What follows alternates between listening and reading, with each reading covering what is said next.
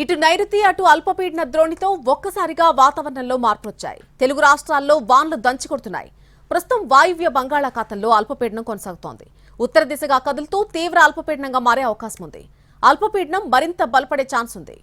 బంగాళాఖాతంలో ఏర్పడిన అల్పపీడన కారణంగా తెలంగాణలో మరొక 4 రోజుల పాటు వర్షాలు కురవనున్నాయి.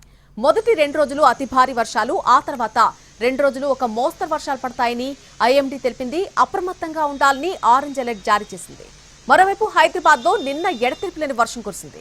దీంతో రోడ్లన్నీ జలమయమయ్యాయి. ట్రాఫిక్ భారీగా స్తంభించిపోయింది. కొన్ని చోట్ల రోడ్లు చెరువుల్ని తలపించాయి. బంగాళాఖాతంలో ఏర్పడిన అల్పపీడనం ప్రభావంతో ఏపీలో భారీ వర్షాలు కురనున్నాయి.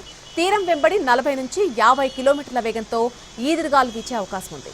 ఈ రోజు కర్నూలు, అనకాపల్లి, కాకినాడ, తూర్పుగోదావరి జిల్లాల్లో పిడుగులతో కూడినటువంటి వర్షాలు పడే అవకాశం ఉంది. అలాగే నంద్యాల, శ్రీకాకుళం, ఏలూరు, ఎన్టీఆర్ జిల్లాల్లో ఒక మోస్తరు వర్షాలు పడతాయని తెలిపింది.